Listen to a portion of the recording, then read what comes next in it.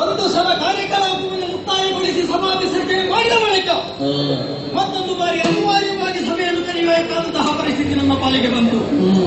ಕುದುರೆ ಬಗ್ಗೆ ಚರ್ಚಿಸಬೇಕು ಎನ್ನುವ ಹಾಗೆ ನಾನು ಬಂದೆ ಅಂತಾದ್ರೆ ಆಹಾ ಏನನ್ನು ಕಾಣ್ತಾ ಇದ್ದೇನೆ.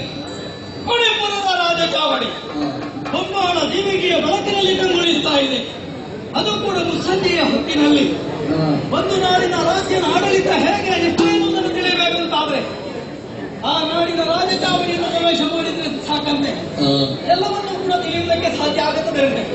ಬಹುಶಃ ನಮ್ಮದಾಗಿರುವಂತಹ ರಾಜ ಚಾವಡಿಯನ್ನು ಹೇಳಿದ್ದೇ ಇರಬೇಕು. ಆದ್ದರಿಂದಲೇ ಉತ್ತಮ ಮಣಿಪುರದ ಅರಸನ ಚಾವಡಿ ಎರಡು ಅರ್ಥಗಳಿದೆ. ಒಂದು ಮಣಿಪುರದ ಅರಸನ ಚಾವಡಿಯೇ ಉತ್ತಮ, ಇನ್ನೊಂದು ಮಣಿಪುರದ ಅರಸ ಉತ್ತಮ. ಯಾಕೆ ಹೇಳಿದ್ರು ನೋಡಬಾರದೆ ಈ ರಾಜ ಚಾವಡಿಯನ್ನು. ಬೊಮ್ಮಾಳ ದೇವಿಗೆಯ ಬೆಳಕಿನಲ್ಲಿ ಚಿತ್ರಿಸಲ್ಪಟ್ಟಿರುವಂತಹ ಕೆತ್ತನೆಗಳು ಮುತ್ತು ರತ್ನ ವಜ್ರ ವೈಡೂರ್ಯ ಇವುಗಳ ಪ್ರಭುಗಳಿಂದಾಗ ಶೋಭಾಯಮಾನವಾಗಿ ಕಾಣುವುದಕ್ಕೆ ಸಾಧ್ಯ.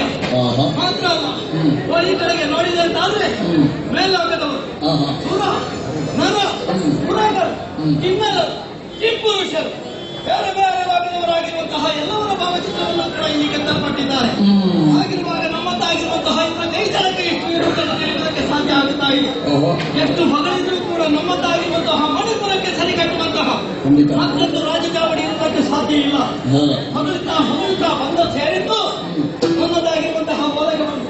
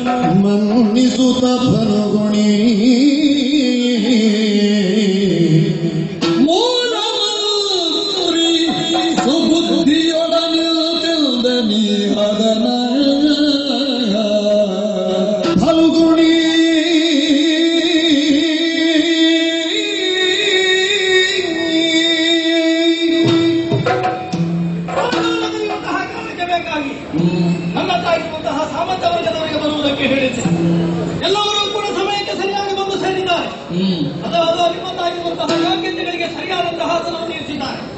ಎಲ್ಲವನ್ನೂ ಕೂಡ ಸ್ವೀಕರಿಸಬೇಕು. ಹಾಗಿದ್ರೆ ಬಂದಿರುವಂತಹ ಕುದುರೆಯಾರಕ್ಕೆ ಇದನ್ನು ಚರ್ಚಿಸಬೇಕು ಅಂತಾದ್ರೆ ನಿಮಗೂ ಮಾತ್ರ ಸಾಕಾಗುವುದಿಲ್ಲ. ನಾನು ಇಷ್ಟು ಬೆಳಿಬೇಕು ಅಂತಾದ್ರೆ ಅದಕ್ಕೆ ಪ್ರೇರಕರಾಗಿ ಪೂರಕರಾಗಿ ವರ್ತಿಸಿದ್ದು ಯುಕ್ತ ಮಂತ್ರಿಗಳಾಗಿ ನಿರ್ವಹಿಸ್ತಾ ಇದ್ದವರು ಮಂತ್ರಿಗಳಾಗಿರುವಂತಹ ಸುಮತಿಗಳು ಅವರು ಕೂಡ ಈ ಕಾಲಕ್ಕೆ ಅಗತ್ಯವಾಗಿ ಬೇಕಾಗುತ್ತದೆ. ಯಾರಲ್ಲಿ